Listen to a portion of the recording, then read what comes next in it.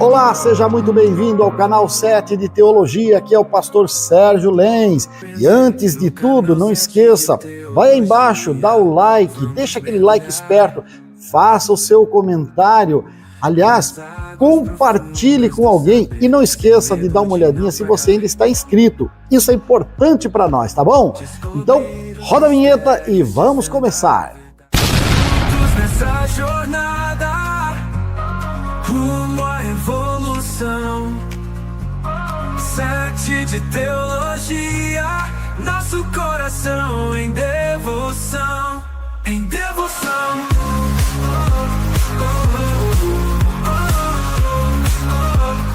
Muito bem, meus irmãos, a partir desse momento, então, primeiro livro de Samuel, capítulo 12, versículo 17, a seguir o texto sagrado diz para nós desta maneira: não é agora o tempo da cega do trigo?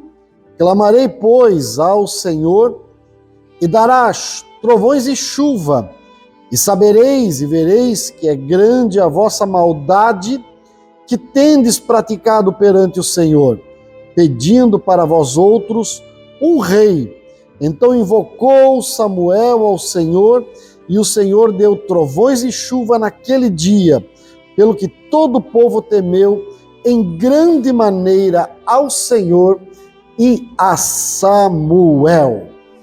Muito bem, aí está o momento em que Deus interrompe o natural para nos confrontar com o sobrenatural.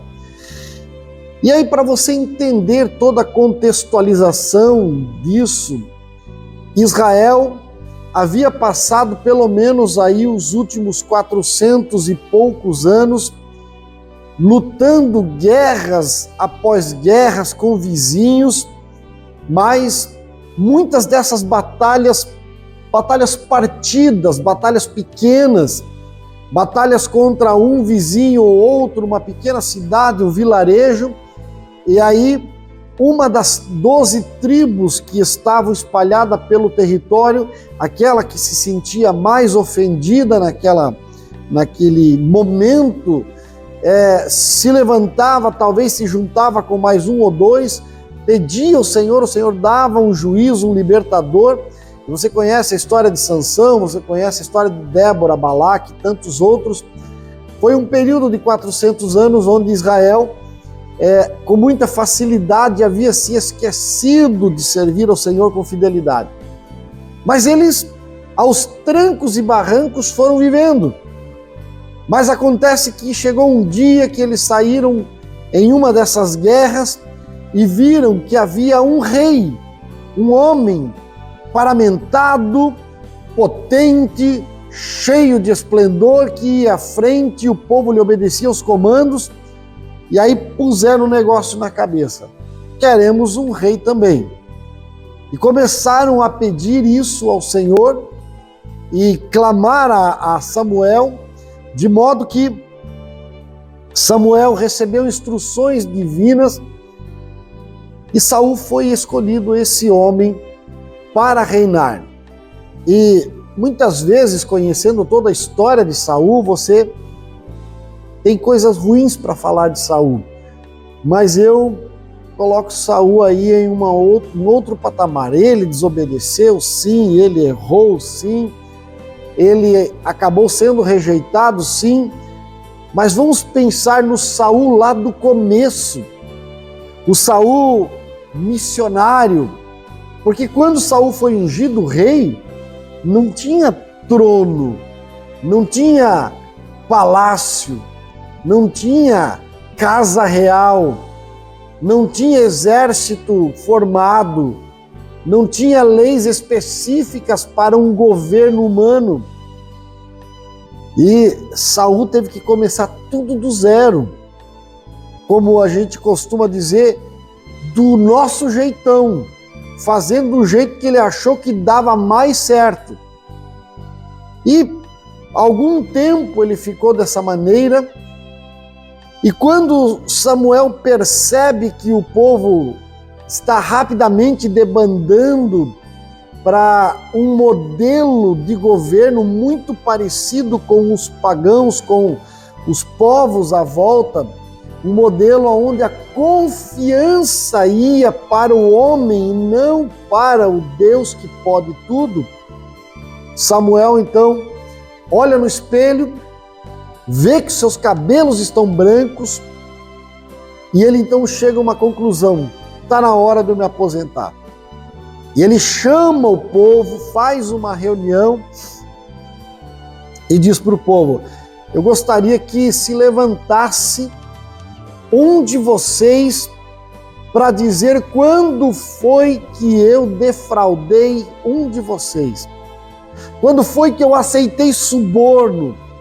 Quando foi que para prejudicar um eu favoreci outro ou vice-versa? E o povo, escutando aquilo, diz: não, Samuel, nunca fizeste nada errado, tudo fizeste certo. Então por que vocês debandaram para a ideia de deixar de adorar, servir e confiar no Deus vivo para querer viver como as outras nações?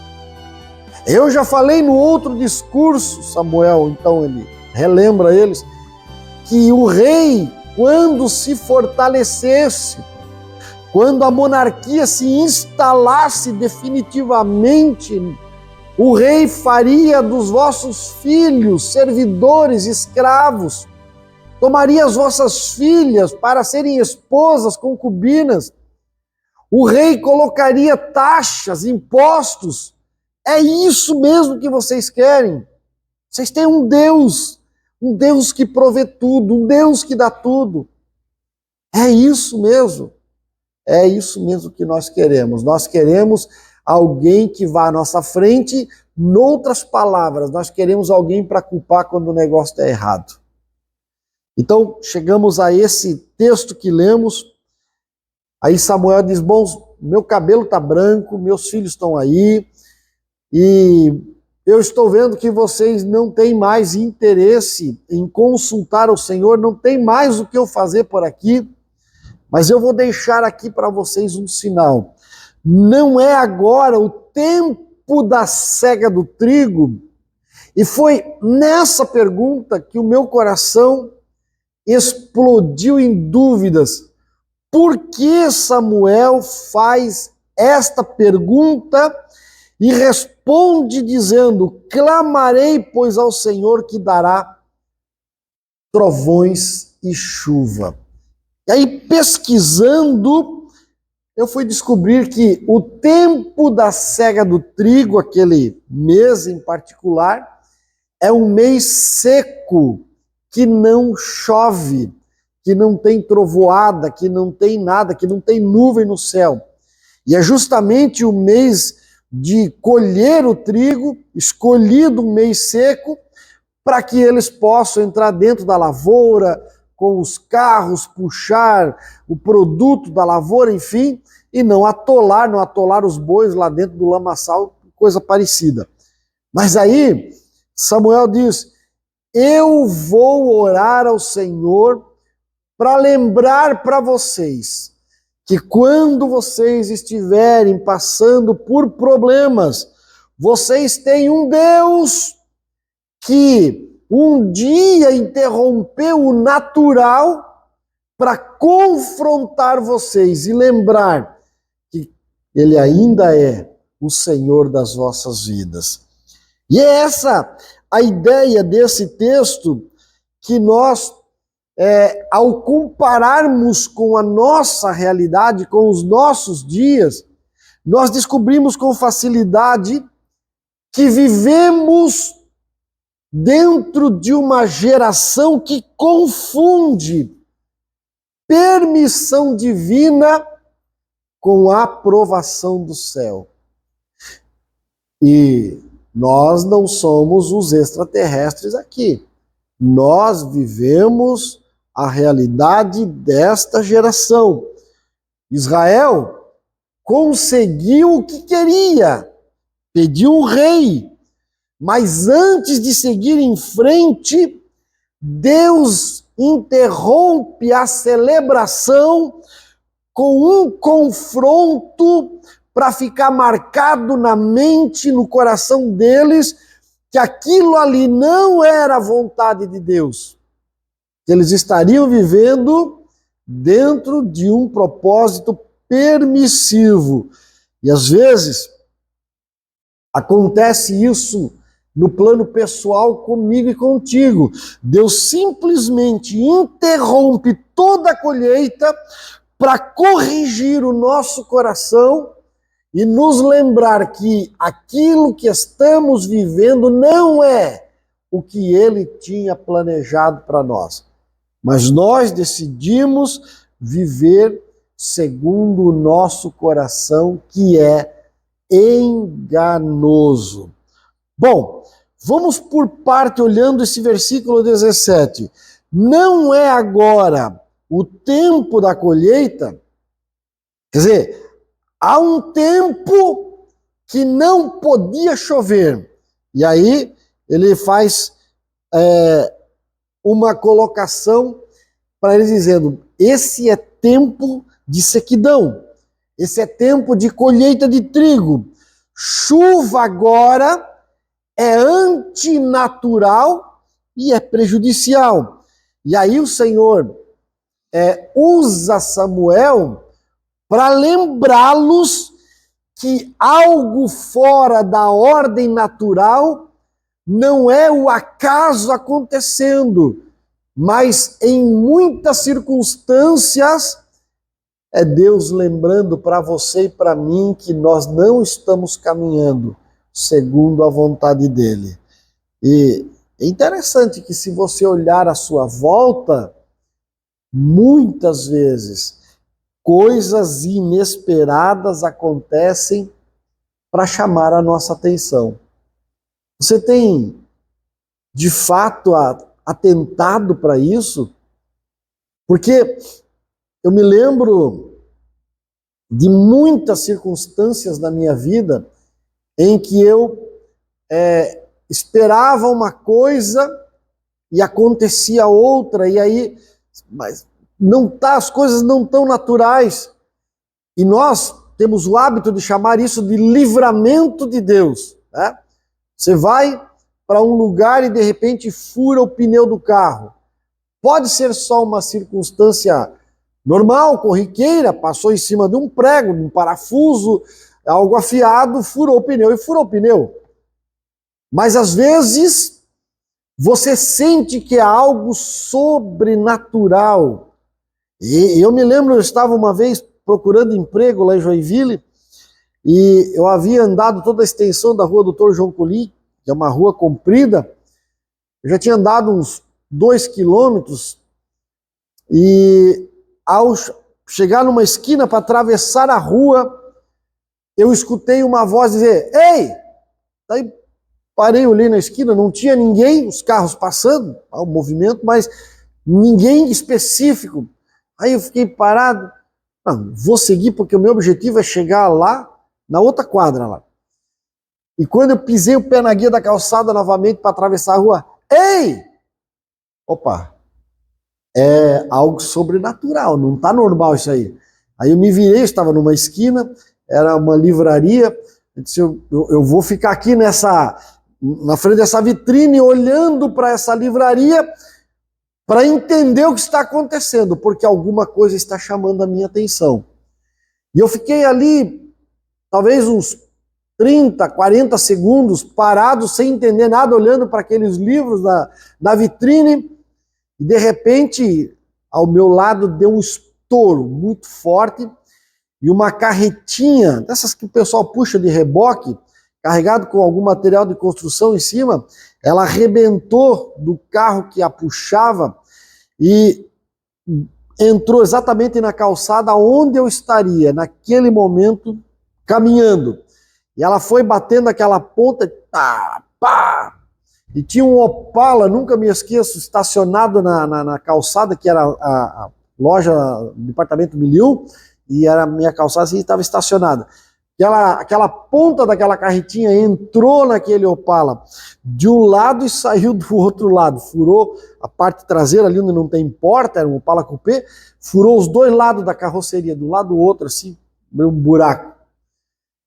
E eu fiquei pensando, se eu não tivesse atentado para o sobrenatural, de ouvir uma voz onde não tinha ninguém naquele momento, e parado para tentar entender, tivesse sido teimoso, eu teria talvez sido cortado no meio por aquela carretinha e teria morrido. Então, nem toda chuva é do inimigo, irmãos.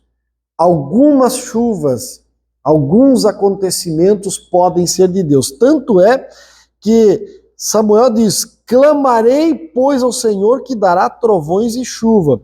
Samuel não estava ameaçando. Uma coisa é dizer, eu vou mandar. Não. Ele diz, eu clamarei ao Senhor. Ele ora. E o sinal não vem da eloquência de Samuel, do poder da retórica, da capacidade de falar bonito. O sinal vem da comunhão que Samuel tem com Deus. Isso é uma coisa que eu tenho perseguido ao longo da minha vida nos últimos tempos, dizendo, Senhor, eu quero ter uma palavra, sim, de incentivo, uma palavra de ensino, sim, uma palavra de edificação, sim, uma palavra de esclarecimento, sim, mas acima de tudo, uma palavra do céu que chegue lá no coração e que corrija rotas inesperadas. Afinal de contas, o Senhor, Ele escolheu-nos como profetas para sermos ponte de ligação. Essa é ponte de ligação, esse é um pleonasmo. Mas Ele nos escolheu para sermos elo entre o pecador e Deus. Esta é a função do profeta. E é interessante que é destacável na ação de Samuel é que líderes espirituais, eles não manipulam sinais, não, eles intercedem. Deus faz o milagre. Eu tenho visto com tristeza alguns lugares, principalmente em rede social, hoje você acompanha muita coisa, alguns líderes manipulando sinais, eu vou fazer isso, eu vou fazer aquilo, eu vou fazer aquele outro. Não.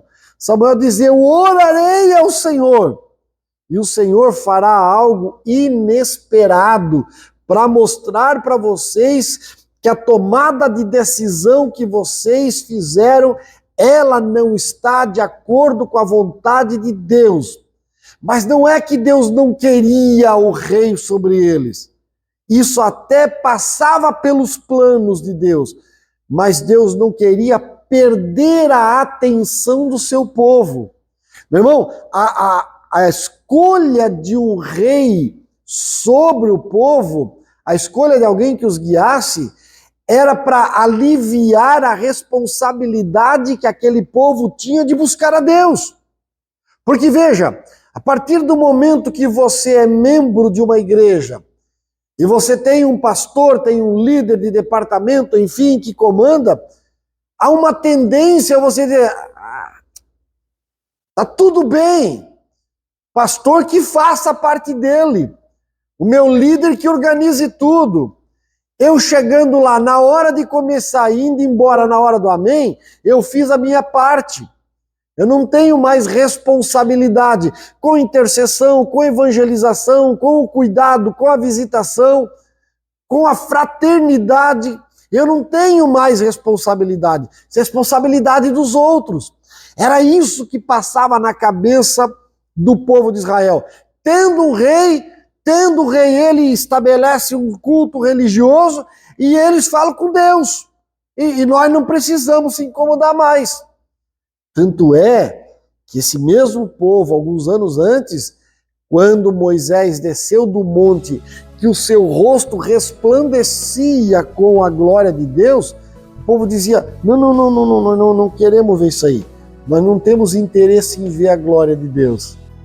Nós estamos contentes Se você der a ordem para nós, você diz, marcha, nós marchamos, para, nós paramos, cozinha, nós cozinhamos, dorme, nós dormimos.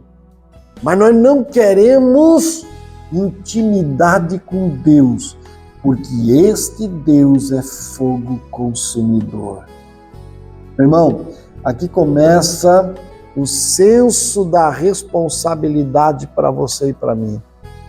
Você tem um líder, amém. Você tem um pastor, amém. Você tem alguém que te conduz certas verdades, amém. Mas entenda, é sua responsabilidade estabelecer um canal de comunicação e intimidade com esse Deus. Era isso que Samuel estava cobrando do povo naquele dia. Ele estava dizendo, em outras palavras, eu sei que quando eu sair de cena definitivamente e vocês se apegar com o homem político que o rei vai ser, vocês vão se esquecer do Senhor. E sabe o que o Senhor vai fazer com vocês? Ele vai largar vocês. Porque ele havia prometido anos antes para os seus profetas lá no passado, enquanto vocês estiverem comigo, eu estou com vocês. Quando vocês me deixarem, eu deixo vocês também. Então Samuel, ele clama a Deus por um momento especial, por algo diferente, para dizer, vocês estão entendendo que Deus quer fazer um milagre na vida de vocês? Vocês estão entendendo que Ele quer intimidade com vocês? Ele não quer que vocês coloquem um panteão de santos, deuses, anjos ou coisa parecida. Ele quer ser o Deus pessoal de cada um de nós. Ele quer ter intimidade conosco. Mas como vocês vão deixar dele? Eu vou orar aqui, ele vai mandar um sobrenatural para lembrar vocês. Vocês têm medo de trovão e relâmpago, não tem? Vocês têm medo de chuva forte no tempo da cega, porque vocês vão perder a colheita e vão ficar pobres e não vão ter o que comer? Vocês não têm? Temos, Samuel. Pois é isso aí muito pior que vai acontecer lá na frente, quando os vossos filhos esquecerem do Senhor. Que palavra tremenda é essa! Olha, o sinal que revela o pecado. Ele mandará trovões e chuva. Claro, o trovão, a chuva só confirma a palavra profeta. E aí, você entende que o sobrenatural nem sempre vem para agradar. Nós temos o hábito de dizer assim, não, Deus vai fazer milagres tremendos, Deus vai fazer coisas maravilhosas. Às vezes, essas coisas maravilhosas acorda aí, meu filho. Acorda porque o negócio está pegado pro teu lado, tu não está vendo. Há uma batalha espiritual no mundo das trevas se levantando contra você e você andando como se não percebesse o que está acontecendo. Você andando assim, sabe a marchinha da Revolução lá da década de 70? Estava à toa na vida, o meu amor me chamou. Andando assim, despreparado, desprotegido. Mas o apóstolo Paulo, ao escrever aos Efésios, diz, havendo feito tudo, arrumando a casa, arrumando o altar, arrumando as relações, ficai firme para o dia mau. Tomai também toda a armadura de Deus. Irmão, por mais que seja gostoso, agora é época de férias, né? Você tira uns dias para descansar, relaxar, um vai para beira-mar, outro vai para montanha, outro vai para cachoeira, o outro se tranca em casa, o outro vai para festa com a família, o outro dá um passeio no shopping, cada um faz de um jeito que acha melhor, mas você vai tirar um dia para relaxar. Mas veja, via de regra, Deus descansou o 7º dia, trabalhou 6 dias. Via de regra, você e eu não estamos a passeio aqui não, filho. Nós não estamos de brincadeira aqui. E é interessante que esta geração que vivemos hoje é uma geração que leva tudo muito na brincadeira. Tá, de qualquer jeito tá bom. Eu vou lá outro dia, arruma tudo, tá tudo certo. Não vai dar nada. Aliás, essa expressão não vai dar nada. Parece que é a expressão que você mais ouve nos nossos dias. Não vai dar nada, até que a mão do Todo-Poderoso saia da proteção. E aí você vai conhecer o mundo invertido, aí você vai conhecer o mundo das trevas, aí você vai conhecer a fúria de Satanás contra a tua alma. Peça a Deus para que isso não aconteça. Afinal de contas, se Deus manda algum tipo de desconforto para você e para mim, talvez isso seja pedagógico para nos acordar, para nos fazer olhar para frente, para nos fazer marchar, porque o amor de Deus sempre vai nos confrontar antes de enviar a disciplina final. É igual o professor, né? O professor, ele olha o aluno assim brincando, não está fazendo os deveres de casa e tá fazendo piada na sala de aula. O professor diz: olha, fica esperto, hein? O negócio aqui não está muito bom para ti. Fazer o seguinte, eu vou te dar uma tarefa extra, uma dificuldade extra para você fazer em casa. Ah, professor, você vai trazer isso aqui, senão você está reprovado. Aí o camarada diz: ah, mudou tudo, todo mundo está normal e eu vou ter que fazer uma resenha, vou ter que fazer um trabalho extra, qualquer coisa assim. O professor está avisando que vai chegar o dia da prova e ele não estará preparado para enfrentar a prova. Era isso que estava acontecendo aqui.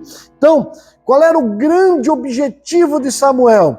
Trazer ao povo a verdadeira consciência espiritual. E tanto que ele diz: para que saibais e vejais que é grande a vossa maldade. Olha que coisa linda. Deus primeiro mostra o erro que estamos cometendo para depois nos ajudar a reconhecer o nosso erro. Isso é maravilhoso. Quando eles pediram o rei, inconscientemente, eles já estavam lá na frente projetando a recusa de ter Deus como Senhor das suas vidas. E aí eu pergunto para você e para mim nessa noite: qual é o rei que você tem pedido para a sua vida, para o seu coração, para a sua alma, para as suas realidades, para as suas tormentas? Qual é o rei que tem presidido você? De fato é o Rei dos Reis? De fato é o Senhor dos Senhores? Ou já estou aqui como Samuel, quem sabe, lembrando você que tem trovões e relâmpagos e chuva acontecendo fora de hora na tua vida, para que você volte o caminho errado que trilhou, para que você... Porque eu sempre digo que meu carro tem 5 marchas para frente, mas ele tem uma marcha para trás. Chama-se ré. Tem horas que você tem que colocar uma marcha ré. Eu embiquei no beco errado, não tem saída. Se não tem saída, eu posso até perder a minha vida, porque dependendo do beco que você entra sem saída, você pode ser assaltado e morto, né? Então, o milagre precisou vir para gerar temor e arrependimento. Coisas acontecem na nossa vida, porque, gente, o maior milagre não é a chuva, não são os eventos naturais. O maior milagre que Deus pode fazer no coração do homem e da mulher é o arrependimento. Porque você já viu como é difícil se arrepender? Você já viu como é difícil voltar atrás, pedir perdão, reconhecer que está errado? Você já viu? Porque o que Deus quer de nós? Ele não quer apenas que mudamos a circunstância que nos envolve. Ele quer que nós mudemos as nossas atitudes do coração. Porque o desejo dele é nos restaurar, é nos fazer novo. Então, perceba que Deus, e eu encerro aqui, lembrando que Deus, ele, acima de tudo, ele não desistiu de Israel. Mesmo que Israel fez a escolha errada e tal, ele confrontou Israel, mas para alinhar com Israel, não para destruir. Sempre que Deus falar com você, sempre que Deus chamar a nossa atenção, como a gente diz lá na casa, né? Tá pegando no meu pé. É porque Ele nos ama essa chuva fora da época é uma interrupção graciosa dos elementos e eventos naturais a fim de trazer-nos de volta para a vontade e para a presença dele. Oxalá ele nos ajude, nos dê graça, nos dê força, nos faça caminhar dentro da sua vontade. Como é difícil andar na vontade de Deus em nossos dias, mas o Senhor chama você e eu para caminharmos juntos dele, entendendo a vontade dele, compreendendo o querer dele. Afinal de contas, eu e você nos preparamos para morar com ele, né? É como um namoro. Quando você começou a namorar a bonitona ou bonitão aí que está do seu lado, vocês começaram a conversar sobre coisas, né? Sobre coisas de viver junto. Olha, meu gosto é assim, o meu é assim, eu gosto das coisas assim, meu tempero é esse. Você alinhou alguns processos para poder juntar os trapos dentro do mesmo teto, debaixo do mesmo teto, e dizer, agora vamos começar a vida dois. Bom, com Deus não é muito diferente. Ele conversa conosco através da sua palavra e quer que nós conversemos com ele, porque quando falamos nós nos reconstruímos, e aí ele vai às vezes mandando uma chuva e um trovão sobrenatural fora do tempo na nossa vida, só para corrigir a rota, porque ele está esperando você e eu lá nas mansões celestiais. Amém? Continue confiando nele, porque ele ainda é o maior, o melhor e o mais fiel companheiro. Um forte abraço, até o próximo vídeo.